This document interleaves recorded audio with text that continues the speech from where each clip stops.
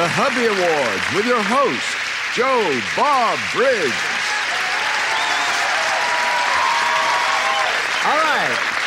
All right, it's time once again for the Drive-In Academy Awards, better known as the Hubbies, because the actual award is engraved on a 1968 Oldsmobile hubcap.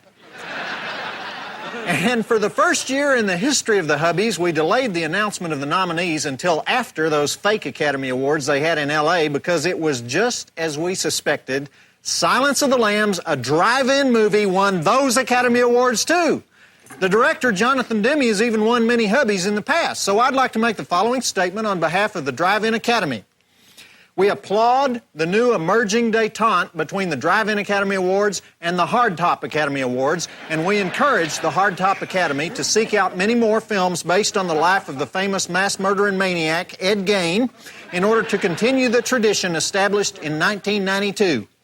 And now, the 1991 Hubby nominees in the category of Best Flick.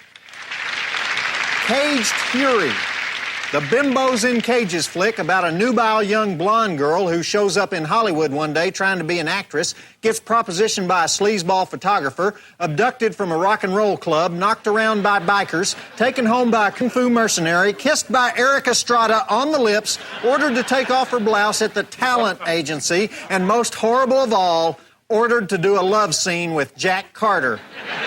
When she refuses, she's arrested, tried, and sentenced to a year in women's prison, and this is only her third day in L.A. Naked Obsession, great stripper flick about a city councilman who's tempted by the devil to spend all his time in topless bars, but unfortunately he's supposed to be tearing down this armpit of the universe area called Dante Square and replacing it with a modern shopping mall. New Jack City, most realistic gangster picture of the 80s about some undercover drug cops fighting a drug lord who has more guns and more friends than they do. Stone Cold, best biker flick of the last 10 years about this southern motorcycle gang that deals a lot of drugs, murders politicians, and doesn't catch on very quick that fella biker Brian Bosworth is really an undercover cop. And finally, Warlock, time travel flick that answers the question, could a 17th century pilgrim in a fur suit and an LA waitress in a miniskirt establish a bi-coastal relationship? And the answer is yes, but only if united by the fear of a flying warlock with long blonde hair who looks like a rock singer and is trying to destroy the universe. May I have the envelope, please? And our winner is Naked Obsession. I don't think there was ever a bit of doubt. Congratulations to producer Roger Corman and director Dan Golden. I think it may be the finest topless dancing movie ever made. And are Roger and Dan here? Well, of course not. Maybe one of these years somebody will show up to accept the Galdang Award.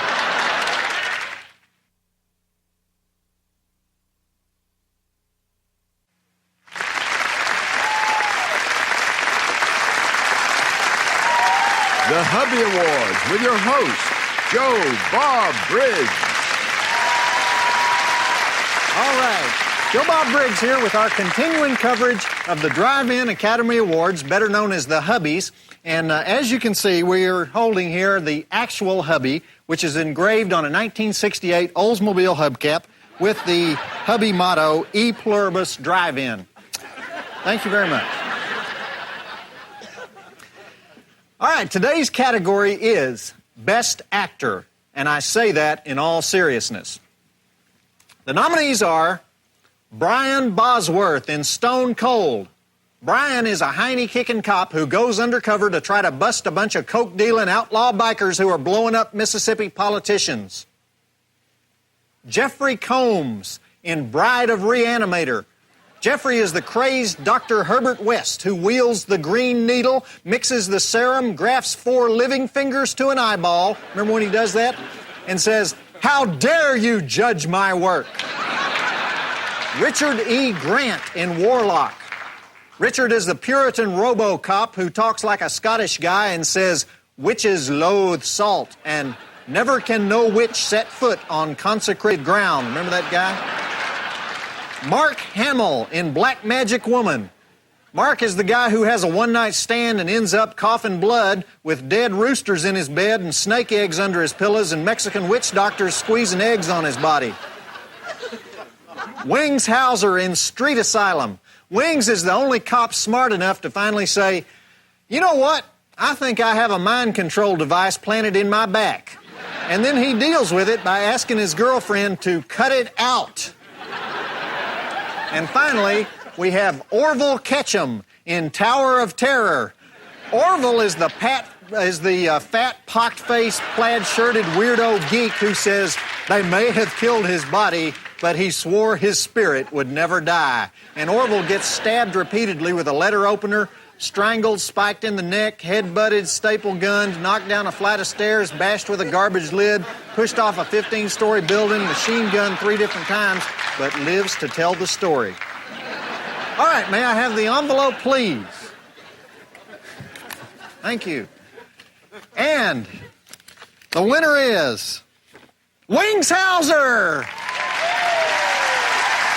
You know, Wings has been nominated in the Drive-In Academy Awards for years and years, but he's never won till now. So I imagine the Drive-In Academy is expressing admiration for Wings' entire career, beginning when he was the sleazy pimp in Vice Squad. Remember that wire coat hanger scene? Whoa! Is Wings in the area? Is Wings here? I guess not. Wings, by the way, will be a guest on Joe Bob's Drive-In Theater during Macho Man Month in July. So, I guess we'll just discuss it with him then. You'd think he could have at least showed up to accept this thing. Have him on the show and everything. Not that I'm upset about it.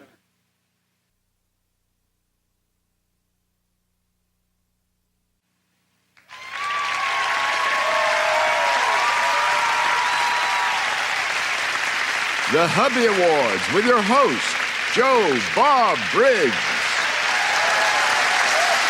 I'm back with another fascinating category from this year's Drive-In Academy Awards, better known as the Hubbies. And I'm not even going to explain why they're called the Hubbies. If you hadn't figured it out by now, you don't deserve to know. And today's category is Best Actress. Best Actress in a 1991 drive-in movie, and the nominees are Apollonia in Black Magic Woman. Apollonia is the voodoo witch with wicked fingernails who shows up with a crystal brooch dangling down in the Valley of the Lost Wedding Ring and says things like, "How about a private tour?" so that Mark Hamill will make the sign of the triple-winged Gila monster with her and she'll take possession of his soul. Meg Foster, the Ice Queen, for 2 roles. Diplomatic immunity as the evil dominatrix who rules Paraguay from her island fortress until she dies with a harpoon through her chest, and future kick as a rich housewife who lives on Mars along with all the other 21st century yuppies, but she has to come down to Earth to find out what happened to her dead husband. Linda Hamilton, Terminator 2, as the mother of the freedom fighter of the future who's learned how to use pump-action semi-automatic assault rifles, and she loads up and becomes more of a Terminator than the Terminator. Kathleen Kinmont, Bride of Reanimator. Kathleen is in the title role as a reanimated do-it-yourself corpse with the feet of a ballet dancer, the legs of a hooker, the body of a virgin, the arms of a waitress, the left hand of a lawyer, the right hand of a murderess, better nail polish on that one, and the heart of the doctor's dead girlfriend, which she rips out and gives to him. Whoa! Roxana Michaels, Caged Fury, as the innocent girl introduced to the sadistic guards, the lesbian warden, the friendly members of your personal parole board. She's tortured, abused, and dressed in standard-issue prison garb from Fredericks of Hollywood.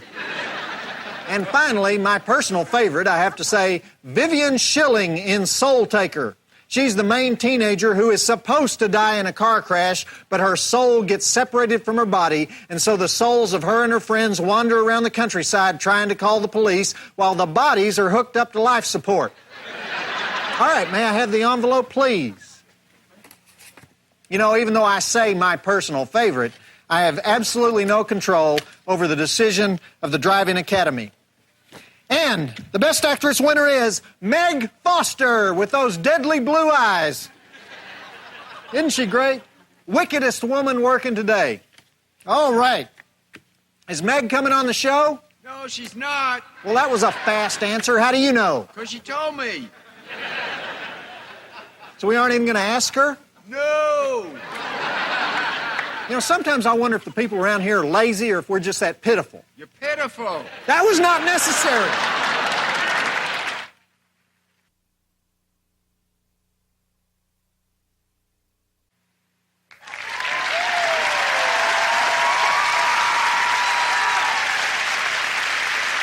The Hubby Awards with your host, Joe Bob Briggs.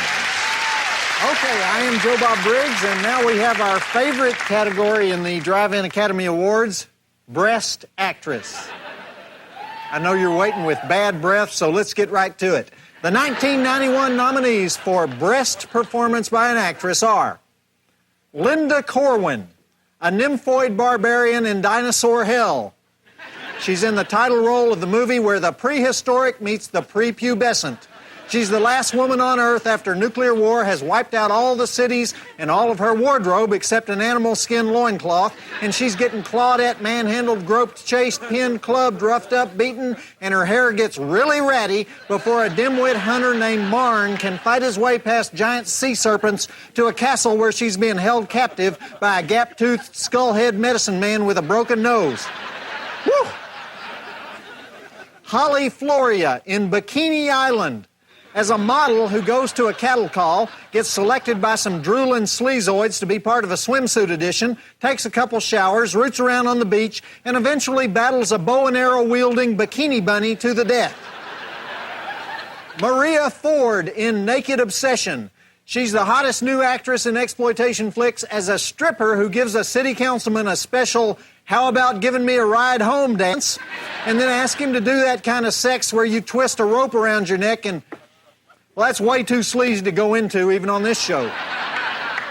Robin Harris, the world's only Valley girl with a British accent, for two roles, Sorority House Massacre 2, Nighty Nightmare, and Tower of Terror, both of which were performed almost entirely in Fredericks of Hollywood lingerie. Blake Pickett in Vampire Trailer Park. She's the Zen-spouting bimbo in a mini dress who says, "It's not how much we steal that matters, it's the process itself that's important." Stephanie Schick in Do or Die, an Atlanta model with the two most enormous talents seen on the screen in the past 5 years for Aardvarking Under a Waterfall. Donna Spear in Do or Die, three-time Breast Actress winner. She's chased by a van spraying machine gun fire at her, and she says, "Oh, damn." And then she screams, "You can't treat me like one of your bimbos." We have Roberta Vasquez, the 1984 Playboy Playmate, for two roles this year. Street Asylum, as a hooker who dresses up in black leather and makes G. Gordon Liddy bend over a desk and bark like a dog. And in Do or Die for looking up at a helicopter that's buzzing her Jeep and screaming, "Donna, he's got a gun!" And finally, the immortal Edie Williams in Bad Girls from Mars. Edie manages to take her clothes off in every single scene of the movie while playing an actress being stalked by a killer transsexual dressed up like a ninja in a Jason mask who's trying to replace her as the star of a B movie. All right, may I have the envelope, please? You know, sometimes people ask me why we only have 5 nominees in all the other categories, but in Breast Actress, we have 9. And the answer is, it was a big year, if you know what I mean, and I think you do. And the winner is Maria Ford. A new star is born, Maria Ford. I'm going to go call Maria up right now. She might actually fall for this. Joe Bob Briggs reminding you that the drive-in will never die.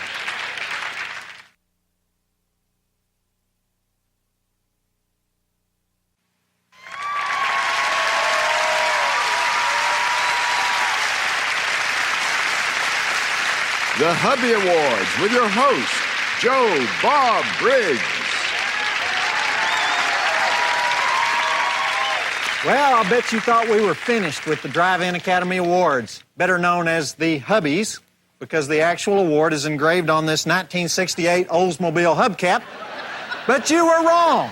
We haven't done the Best Bad Guy category yet, so let's get to it. The nominees for Best Performance by a Bad Guy in a Drive-In Movie in the year 1991 are Morton Downey Jr. in Legal Tender. Morton is a sleazoid, coke-dealing, hot-tubbing Texas savings and loan executive.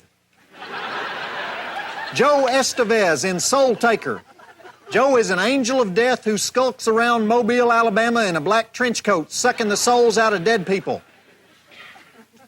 Dave Gale, the Vincent Price of the 90s, for 2 roles, Bride of Reanimator. He plays the doctor who, despite losing his head halfway through the first Reanimator, manages to graft bat wings to his ears so he can make a comeback in the sequel. And then Sinjanor. He plays a goofball maniac chief executive who gives himself neck injections with this weird green fluid, murders his senior staff after dressing them up in lingerie, and wears bunny rabbit ears while wasting people with a super laser death ray machine gun. Lance Henriksen in Stone Cold. Lance plays Chains, the baddest biker in Mississippi, who leads an army of motorcycles in an assault on the Mississippi State Capitol, and who says, God forgives, the Brotherhood doesn't. G. Gordon Liddy in Street Asylum. Gordon is the mastermind behind a secret elite L.A. police unit with electronic super hormone devices implanted in the small of their backs, turning them into scum-wasting, bug-eyed animals. Patrick Moran in Vampire Trailer Park. Patrick is a bulimic vampire who moves into a trailer park with his creepy aunt and lures dim-wit retired people into their trailer house, forces them to watch reruns of the Flintstones and Gilligan's Island until they become vacant-eyed zombies. Then he uses them for TV dinners and then pukes blood all over the walls. Bruce Martin Payne in The Howling Six. Bruce is Harker, the freak show owner and part-time werewolf who manipulates a circus full of deformed people. Julian Sands in Warlock. Julian is the pilgrim criminal who boils the fat of an unbaptized male child so he can fly better. Ugh. And finally, Wesley Snipes in New Jack City. Wesley is the 2-bit basshead who becomes king of Crack Street and takes over entire apartment buildings with his operation. His motto is, you gotta rob to get rich in the Reagan era. All right, may I have the envelope, please? Thank you. I always love this category because none of these guys ever get the attention they deserve. These are some of the best actors in the world. And the winner is David Gale. That's the late David Gale, I'm sorry to say, for Bride of Reanimator and Sinjanor. And for those of you that don't know, shortly after we showed Sinjanor on Drive-In Theater last November, David had a sudden heart attack and died. I'm not kidding. He was on stage at the time performing in Other People's Money, the off-Broadway play that was at the Minetta Lane Theater in Greenwich Village. And they got him quickly to the hospital, but it was too late. So I'm really going to miss this guy. David Gale was really one of the most original actors around. So here I want to show this clip. Let's let David Gale have the last word here. You did this to me, but you'll not escape me. Not this time.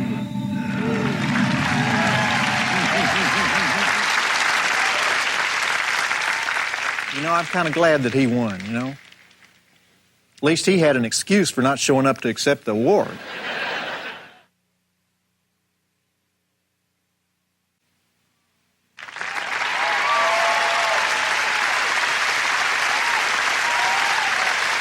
The Hubby Awards with your host, Joe Bob Briggs. All right. Well, it's hard to believe we got more Drive-In Academy Awards to give out. Seems like we've been doing this for weeks. I know we've been doing it for weeks. I know that. Well, you know, 1991 was such a great year for Kung Fu. We had about 30 chop socky flicks, and so the Drive-In Academy Awards nominating committee had trouble narrowing down the field.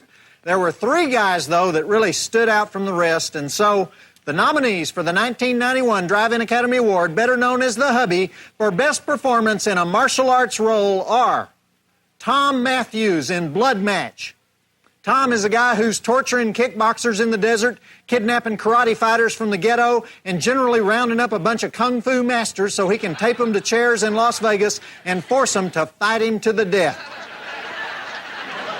Jeff Speakman in The Perfect Weapon.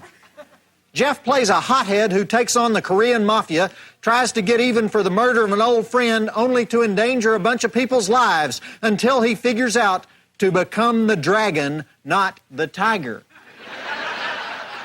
And speaking of the dragon, Don the Dragon Wilson in Future Kick. Don is a killer cyborg bounty hunter who knows kung fu and is Earth's last chance against the evil corporations. His motto is, all you get from feelings is dead.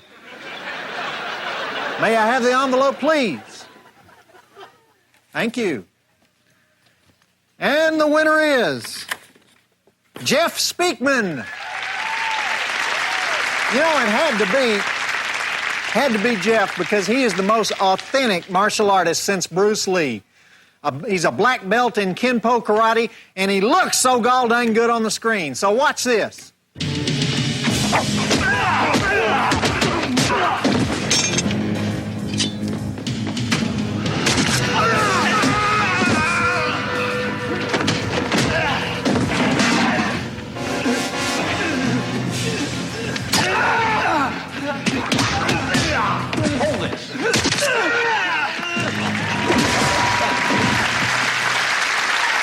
Joe Bob Briggs reminding you that the drive-in will never die.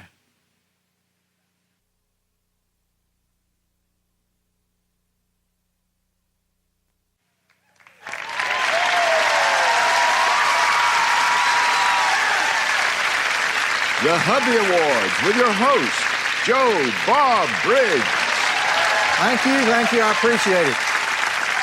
Today we continue the awarding of the 1991 Hubby Awards with the award for actual dialogue. And as you can see, we have our actual hubby here with the Driving Academy Award, which is engraved on a 1968 Oldsmobile hubcap, and our slogan, E Pluribus Drive-In. Thank you.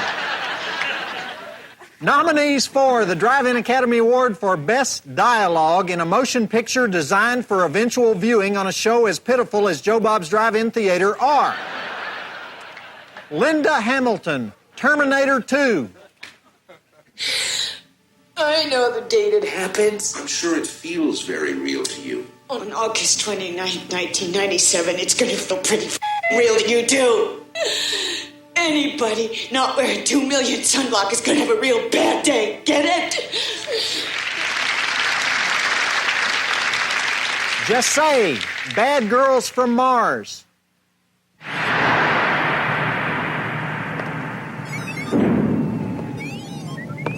Tina. Tila. Tila, it won't work. I'll never be able to love you. Don't ever say that, Todd. Our love was meant to span the galaxies. You can't force yourself on me sexually. This isn't the Milky Way, you know. Besides, I'm just your guide. I'll tell the people of my planet that you want peace and harmony for Earth and yours. I don't think so. Wendy McDonald, Legal Tender. Bobby better stop his blabbing or he's going to end up with cement braces all over his teeth. And now this Rennick broad. I can see it already. She's going to be the next bounce on your king-size Posturepedic, isn't she, Mel? Tanya Roberts, also Legal Tender. Verna Wheeler. Verna Wheeler? That was the bitch that treated me like a used pair of pantyhose at swap meet. How'd Frost get next to her? Robert Schertz, Vampire Trailer Park. Pukin' vampires. Let's get us some lunch, and let's get us some pukin' vampires.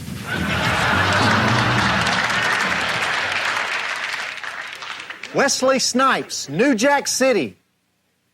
You're incapable of running this shit. Sit your $5 ass down before I make change. And our final nominee is Jimmy Medina Taggart for Class of 1999. Back me up, Kurt. No, Jefe. No one's gonna back you up. Mind is a precious thing to waste, Cody. Don't make me waste yours. All right, may I have the envelope, please? Thank you. And our winner is Wesley Snipes with the line, "Sit your $5 ass down before I make change." I love that line. And you know, believe it or not, we have now concluded the entire 1991 Drive-In Academy Awards. I can't believe that it's over. So, I am Joe Bob Briggs reminding you that the drive-in will never die.